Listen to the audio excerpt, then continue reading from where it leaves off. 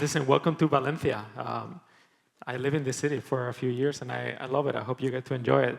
Please raise your hand, anyone that is coming out of the city. People that are first time here. All right, that's awesome. Listen, well, let's have fun. I'm the first one. This is tough, but let's go through it. Okay, so listen, I love the city, so I just want to start by saying thank you. I spent a few years here, as you're about to see. And honestly, it's a city where design matters. Like, I'm from the south of Spain. When I moved to Valencia, I felt for the first time there was a design legacy and culture in this city that, it felt really new to me. And, this story that I want to tell you today really starts here. I was a student. I lived here for, again, 3 years, and this was also the city where I actually started working in the design industry. It's the city where I got some initial traction on any of my work. And I want to tell you today about the campus party. How many of you know about this campus party thing? Not many. This is great. Okay, so let me do my best to explain this. I tried with my wife, and she was really confused. She was like, I don't quite get what's going on here. But here's the gist of it. Imagine basically an event where 6,000 people will come together in the middle of summer with their computer for a week. This is, again, 15 years ago, before we all had like fast-speed internet. So you could imagine what we did for a week. We downloaded movies, we share all the music, we share all the software that we could imagine. But not only that, I mean, we also had like great speakers. We had Steve Wozniak, we had Tim Berners-Lee. We had a lot of people that came to share, their knowledge. We had talks in all sorts of topics, and it was incredible. Now, what made the campus party special for me wasn't just this. It was what was known as the 72 hours game development contest. So picture this. A team will be given 72 hours to create a game from scratch, up to a playable demo, and present that in front of everybody. You have 72 hours, not 3 days, 72 hours. If I say days, that implies that you get to sleep, but that was up to you. You have 72 hours. And listen, I love that. I mean, there was a lot to it that was fantastic. There was a lot of fights, there were a lot of arguments, there were a lot of like confrontations and losing your shit, but there was also like, the lack of sleep, working with your friends, the camaraderie that came up with it, the goofiness, working until you couldn't work anymore and you would just like fall asleep on top of your keyboard. And it was, and eventually you have to like get up and present in front of everybody. It was a great experience. It was the first time there when I learned that small teams, when they're driven, they can actually achieve a lot. If you have a small team that is focused, they can actually do a lot. And they can actually perform better than bigger teams. And this is especially true, in my experience, I think, in our industry. I mean, if you think about it, most of the services that we use today, they were initially created by 1, 2, 3, 4 people. They were not created by 1,000 people team or even like 50 people team. So we still can have a massive impact 20 years later. Now, all my friends went to different places. I went to London. Some people came to London. Some of the people were somewhere else. I spent some time in New York. I had the chance to move to Seattle. I live now in San Francisco. And for this 15 to 20 years, I've done a lot. I work at small and big agencies. I work in-house and on consultancy side as well. I work at Microsoft, as Pablo said, when we were like doing the inception of Fluent Design. We were thinking about all these materials and how we could represent hierarchy. We did some crazy wallpapers with Gmonk.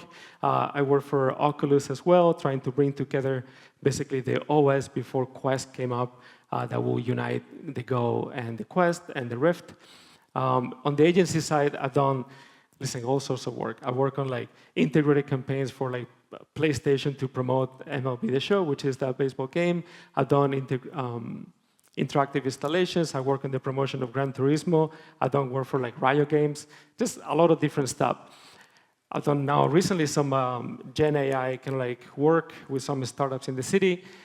But the honest truth is like, I'm still chasing that feeling. I'm still chasing the feeling of a small team just to work together. A small group of people that just enjoy and actually can amplify their impact more than a bigger and formalized, in-house team. So that takes me to today or 2 years ago, when Opal reached out to me, a small startup from the city, they sent me this email. I thought to myself, hey, forget big titles, forget big teams, forget big clients. What if this is an opportunity to get back to a small team and get just together and create something? So we did, right? For the next couple of years, we work in a lot of different things. We work in Opal Composer, which is the companion app that comes with every single camera from Opal. Let's see, we did a new consumer device and we launched it to the market. From inception to having it in people's hands, we created the tadpole. We designed and redesigned our website a gazillion times. And more importantly, I basically got to reconnect with how small teams work and how can you get the best, not of a 15 people team, but 3 people, 4 people working together. Let me get some water. So that takes me to today. Listen, I want to talk to you not about AI just yet. I want to talk to you about small teams and basically what you can do to make sure if you are a manager, if you work in this industry and you get to hire people, you get to maybe you're forced because of the economy and where we are to work with a small team. How can you get the best of them? All right, I want to talk about culture, Sturb, and then I'm going to talk about processes, and I'm going to talk about rewards. Listen, when it comes to culture, I come to learn that you can create culture. This is not something you can come up with and create some processes and now we have a great culture. Culture to me is a bit like cooking. Let me explain. You can source the best ingredients, you can create the best context for it, but at the end of the day, honestly, you just need to let it cook. You need to just hope for the best, and if you're lucky, you might get something out of it, but it's never guaranteed. To me, culture is basically a mix of shared goals, shared rituals, shared incentives, and the right people. People being the most important ingredient. So let's talk about it. I want to share with you a fragment of an interview by Jensen Huang, who is the CEO of NVIDIA. He gave this talk to recent graduates at Stanford. What advice would you give them to improve their chances of success? I think one of my great advantages is that I have very low expectations. Most of the Stanford graduates have very high expectations. And you deserve to have high expectations because you came from a great school, graduating from one of the finest institutions on the planet. You should have you naturally have very high expectations. People with very high expectations have very low resilience. And unfortunately, resilience matters in success. I don't know how to teach it to you except for I hope suffering happens to you. That's kind of painful. Resilience, listen, low expectations or high expectations ends up with low resilience. Low resilience, less chances you get to succeed. So let me ask you something. Let's pretend you have to go tomorrow to a fast game development contest. Who would you take with you? Would you take the best and the brightest? Maybe. Or would you take the people that can get through it with you happily? The people that can go through that process without complaining, that can go through that journey with you and be, full of joy because they love being there. I know, and of course, I appreciate skill sets, of course, but to me, it really comes down to the people that can go through the journey happily. Listen, when I was offered and contacted by Opal, they were like, oh, we want you to be our head of design. And, we talked a few times, and I met them like, wait, but I'm also the only designer. And it's okay. That's the thing. I love what I do. No work is beneath me. I got into a point in my career where I care about people and projects. I don't necessarily care so much about, again, what is the title that goes behind it. To me, I just want to be design at whatever the company. So This is my recommendation for you. Work with people that can get through it happily. High resilience. Nothing will hurt your team more than a person with low resilience. And I've been there. I met people like that, and it just, think about it. Like a person in a 3-people team is a third of the team, and if that person doesn't, alienate with the culture that you're trying to put together, it's going to be pretty tragic. High resilience. All right, let's keep moving. So skill sets matter. It's not just about the attitude and having a great personality. When you join a startup, you realize that everybody needs to do more than one thing. It's not just like, I'm a product designer, I'm gonna do product. Do not come to me with an imposter assignment. I don't care about swag. You need to do a little bit of everything. When I go to my days at Opal, listen, design did motion, we did product design, we did photography, we did photo retouching, video production, video editing. I source hair and makeup artists. I had to learn about cuticles, which is this tiny thing on your nails, because we're doing a photo shoot about, of hands. And the more I interview, specialists, I'm like, cuticles, man, they matter in this process. All this was done by a team of 2 people. And that's okay. Scott Belsky, which is one of the founders of Behance, if you're familiar with him, he has a blog called Implications. And there's this article called Collapse the Stack that it really resonated with me. He basically calls out how there's an advantage that he has observed in small teams. Because, and this is really hard to see with the contrast, but he calls it collapsing the stack.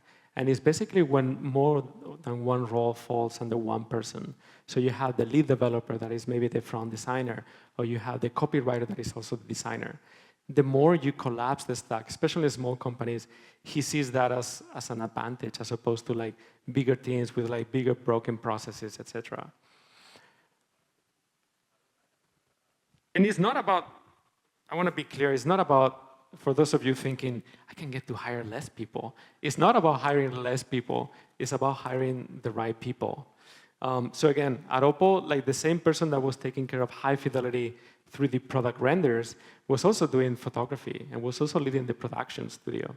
So what you get there is a great consistency across different media platforms.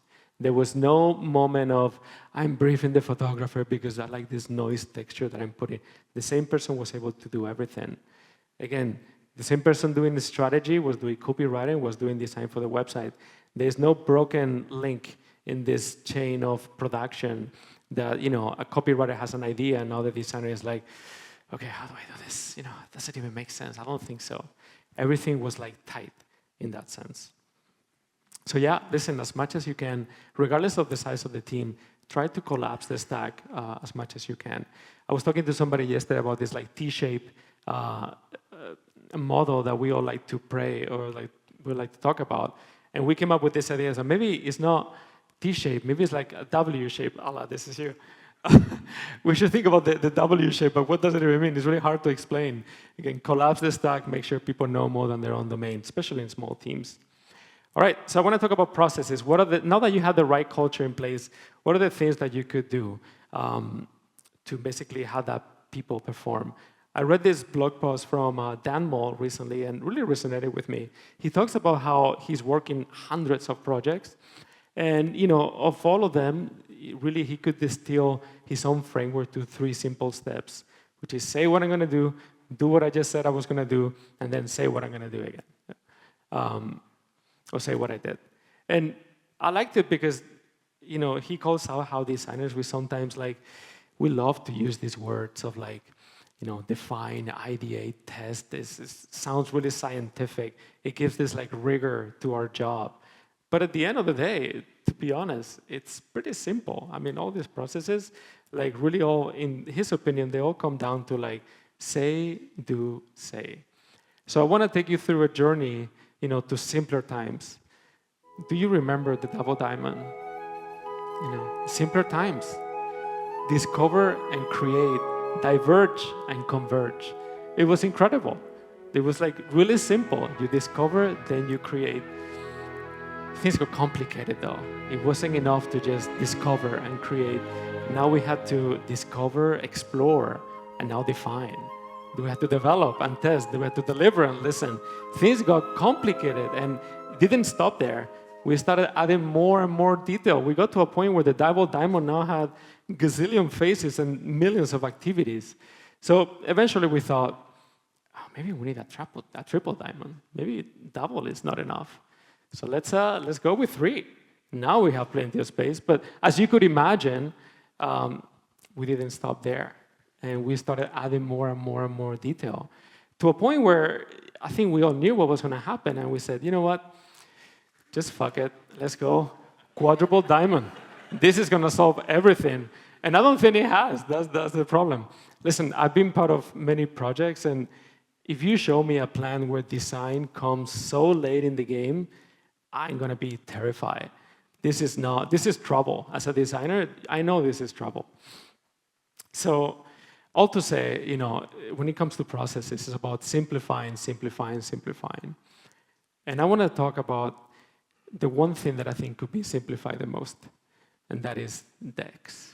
Now, decks. If you work at a medium to large company, you've been thinking about this. How could you optimize the hiring process? Q3 is coming up. You want to have some goals for your team. You're going to put together this deck that is going to solve everything. Maybe you have a new post-mortem plan you want to put in place, an interview process, a new org structure. Decks. We all do this. The reality is, like small teams, they thrive in tight loops of communication. You make a decision, you take an action, and there's a reaction to it. After that reaction, you think about it again. Small teams don't thrive in decks that are made in isolation. So plans that I come up with, and then I have to present to you and hijack your time and this is what's going to make everything better. That's never a recipe for success. So I have a simple 3-step framework for you to think about when you basically work on a deck. And it starts with this, really simple. If you work on a small team and you have to make a deck, here's what you do. You don't do it. Don't do it. There's no need for it. Listen, it's fine. Just talk to the person. Put it on Slack. Have a conversation. It's fine. But hey, you really have to make a deck. You've been thinking about this. It has to happen. My recommendation is think about it twice. You might not need to do it. Again, how about no? You just need a group channel. You just need a casual conversation. But if you truly have to make a deck, this is what you do. You make it ugly. I want to talk about the ugly deck because as designers, this is extremely hard to do. I struggle to create an ugly deck. I don't feel proud of, it doesn't make me proud. I show it and I'm slightly embarrassed. But there's something about it. And if you've never seen an ugly deck, just go to your default on Google Slides. Don't even change it. Just put your name in it, put the date. It's fine. People are going to be shocked. They're going to be, is this a designer coming to me with this, such ugly deck? Yes, and it's okay. Ugly decks are really good. Don't even worry about grammar. It doesn't matter. A beef, reflection, yeah, they get it. It's fine. It's going to be shocking, but ugly decks are good. They focus on the message. Listen, an ugly deck is not about the form. It's about what you're trying to communicate. You don't get attached to them, which is important because as a designer, as I'm creating something, I'm totally attached to it. And this whole no ego, no attachment, that's BS. Everybody's attached to the work, and it's a healthy feeling to be attached to it. But you shouldn't, because that's not the point of it. And finally, your ideas are not going to be better because your deck is pretty. In fact, the worst feedback I've gotten in my life after presenting an idea is, the deck looks really pretty. Hey, Claudio, the deck looks really pretty. I'm like, that hurts. It's not about the deck. It's about the ideas. Don't even talk about the deck. That just tells me you don't really buy what I just tried to tell you. So spend as little time as you can in disposable artifacts of work. That's what it comes to. Really embrace the ugly deck. Now, I want to talk about design systems. And I have feelings about this, and I'm sure you do as well. So let's go through it. Listen, I don't know what happened in the past 10 years where designers got so attached to creating systems that were not supposed to be messed up with, and they were really specific, and it tells you what to do, and don't mess with the system. If you think about it, 5 years ago, 6 years ago, it was all about can I have a seat on the table? It was all about, hey, I'm not part of the decision-making process. Can I please be part of that, that exclusive table where decisions are made? And it's 5, 6 years. Again, we've gone to an extremely protective place. Like, don't you touch the system that I just made. And, I believe in a more organic creative process or approach to a creative process. In my opinion, design systems they're pretty overrated. They're a little bit of an excuse that we made to ourselves to justify our work, and I don't think we need to. I think our work is good without having to create convoluted systems behind it. So, my point being, if you work at a Fortune 100 company, listen, if you have gazillion of designers and people relying on that design language, design on what you just created, it makes total sense. But if you don't work, I would say even more, if you don't work in any Fortune 500 company, and I don't sweat it. It's not needed. And listen, I get it. I work at Microsoft. We were making, design for iconography that was going to be used by millions. We're thinking about the different altitude of layers and how the shadow will spill and show different layers of hierarchy. We're doing materials and again thinking how they will behave on top of different surfaces. A lot of complexity that it was gonna be used at the end of the day by thousands of designers in-house, thousands of developers in-house, and millions of people creating experiences for Windows.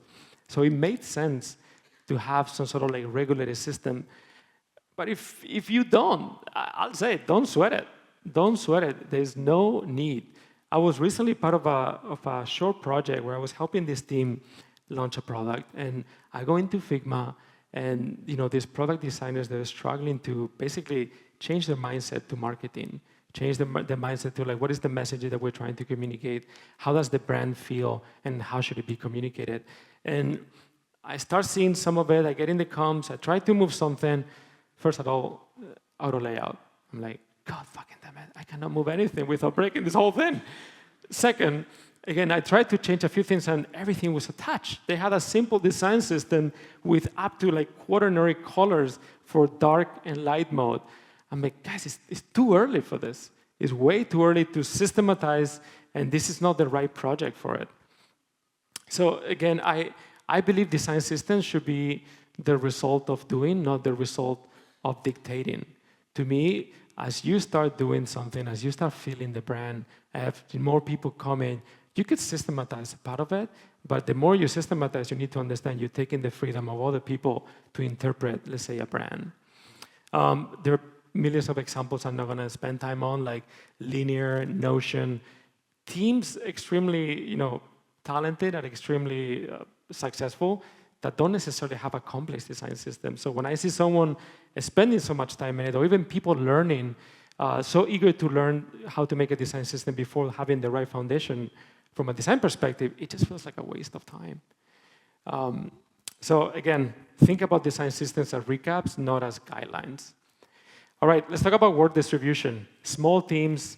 Imagine you're trying to put together this small team that is going to fight against an incumbent, against a big company with a massive, let's say, marketing budget. How do you do that? You can be really fast, but there's always a limit to how fast you can be, or you can make sure you get to work on the right things.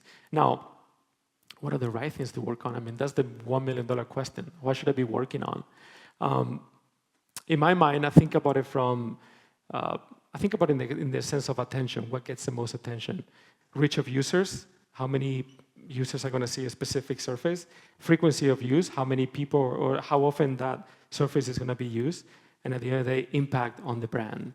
So again, how important is this moment for your brand journey? All this could be, condensed into the idea of attention. So again, there's this saying in English that says, like, do not spread the peanut butter.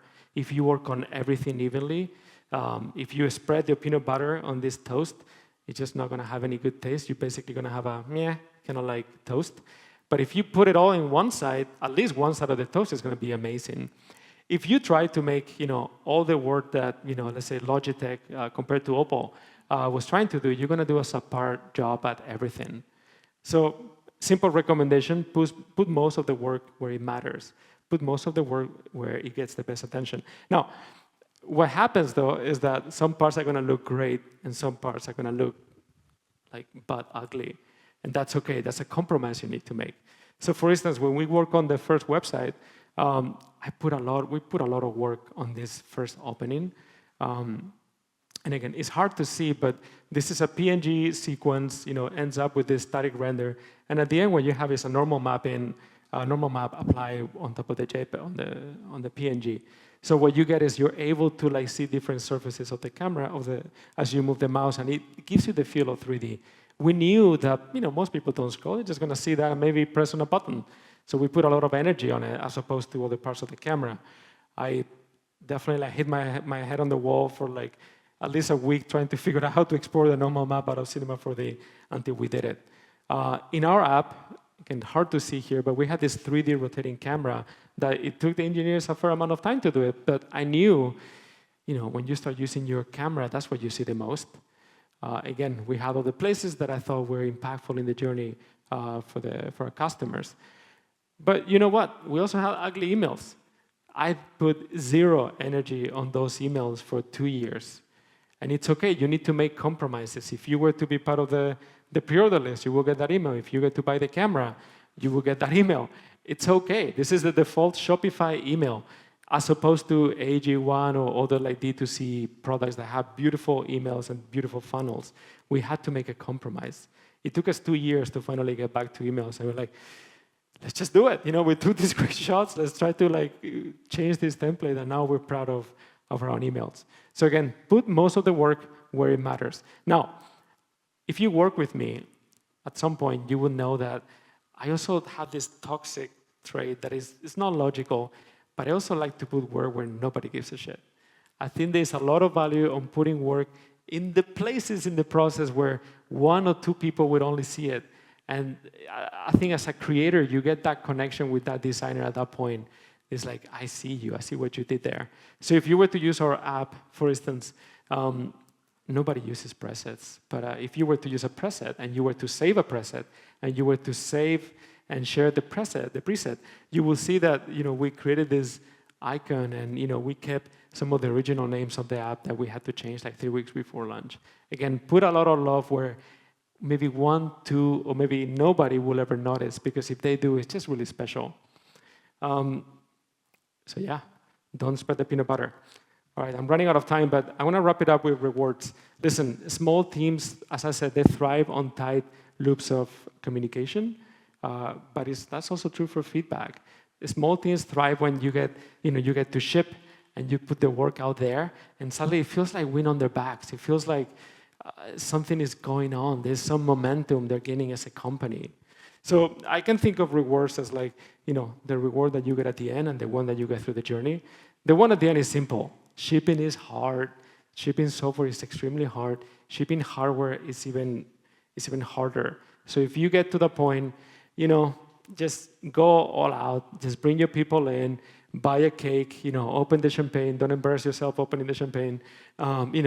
Take a beat to celebrate it. Make sure people know that matters. And sometimes you launch and it doesn't have the impact that you wish it would have. So I like this quote from Brian Chesky. He talks about how they launched Airbnb 3 times. They launched Airbnb in 2017. They launched Airbnb in 2018. They rebranded in 2007, 2008, and then 2009 they rebranded.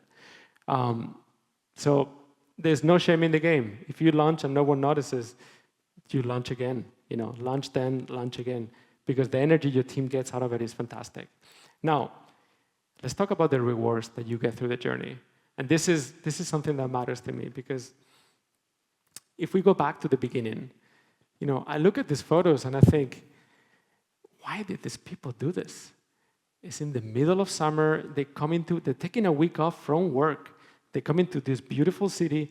They're not going to the beach. You don't see them eating great food. They're just working together on a closed venue in extremely hot temperature. Why would they do that? And listen, to me, the answer was there all along. I mean, they did it because it was fun. It was fun. We didn't do it because of winning. We won once, and we lost way more times than too embarrassed to say. But that just comes to tell you the end reward wasn't the reason. It wasn't about winning. It wasn't about having thing at the end. It was because of fun. I feel like fun is an underrated quality at work. I don't think we talk about it enough. And to be honest, like the most creative environments that I've been a part of have that component of fun, have that moment of humor, you know, sending each other photos, like messing with someone's photo, just having like sit-ups contests, like that matters because it brings people together. And when I say fun, I don't mean happy hours and drinks. This is just like, honestly, like a HR way to try to like, you know, fabricate fun for people, but it's not, it doesn't take you anywhere. You know, fun really comes from ultimately doing what you love with people that you like. Now, not everybody works on rainbows and sunshines every day. You know, sometimes you like your job, sometimes you don't like your job, and that's okay. So here's a tip for managers or people trying to manage a small team. You need to try to find a way to support your team's personal ambitions. Because in a small team, listen, if one of your designers is into origami, guess what? The third of your company is into origami. You know, if one of your designers is into taking this kind of like a special approach to this, a massive chunk of your company is going to be into that inevitably. You know, your team's personal pursuits are your company pursuits, regardless if you like it or not. I go back to the campus party, and I think about, you know, how we came together to create these games. There were no, you know, I didn't get to the team and be like, okay, team, we have 3 days. You're going to do this, and you're going to do that. No, it wasn't like that, obviously. We had to make it fun. So everybody came with their own aspirations. We had a friend that wanted to create something about a dude playing a banjo. So we did. It's ugly. It's been 15 years. Don't judge us. You know, we had someone that wanted to do something about zombies. And so we did. We had one of my friends wanted to model a car. So we did. We did ugly yet fun games. And everybody had put a chunk of them in it. If I take this to our own work at Opal, listen, I wanted to make a bit of a, inspired by Akira Kurosawa film, kind of like duel between two cameras. Why? I don't know. It was just fun. It's okay. So with that, again, what if you put two cameras, two laptops against each other, one with a tapo, one without no camera? Is this something you could do? And I'm taking the sound off, but like, what could you do to like talk about this duel? You know, there's almost no motion to it. Something in the language could like take you there. It's just one idea. We're in the middle of a photo shoot, and one of the electrical engineers said like, you know, I think we have the right ingredients here for this lo-fi girl, you know, famous lo-fi beats on YouTube. And I'm like, yeah, we have. Like the model seems right. We have a window. We have a plan. There's something going on here. So we looked at it, and we tried our best, and we did. You know, our customer support person is also a musician, so we made the music for it. If you go to the homepage and you hover the button, you listen to these lo-fi beats. Why? Because it was fun. Nobody visits the homepage. There's no lie to ourselves. It was just something we did for ourselves. We watched The Mandalorian. We have fun watching The Mandalorian. We watch how they film on, you know, in this kind of like semi-crazy dome that had all these like screens surrounding the camera. So like, oh man, what if we do something like that with our camera? What if we try to recreate a volcano? Let's buy some rocks, you know, let's come together, and maybe we do like, you know, the hottest camera in the market. And we did. We did the hottest camera in the market and the coolest camera in the market. And it was fun. It made it. Valentine's Day came. We were inspired by American Beauty, the movie. What if we create this bed of roses, like beautiful petals? And we did. Again, why? Because it was fun. It ended up becoming the homepage. It ended up becoming, you know, a newsletter, etc. And, you know, it's not always successful. That's the honest truth. I had this idea of like a flash sale. It's like, what do we have? A lot of hands trying to grab this camera. And, you know, it just looked like a zombie apocalypse. So like, not quite what we were going for, but it's okay. It was fun. You know, lots of ideas didn't make it. It really comes back to this. Your team's personal pursuits are your company pursuits. If you're able to connect both, then you're golden. Then you have a high efficient team. And sometimes, again, fun is a good enough reason. All right, I'm out of time. Listen, thank you so much. I just went through all this. All this will be online. I'm gonna be around. Please, let's talk. Let's have a conversation. Thank you, Valencia. Thanks for coming.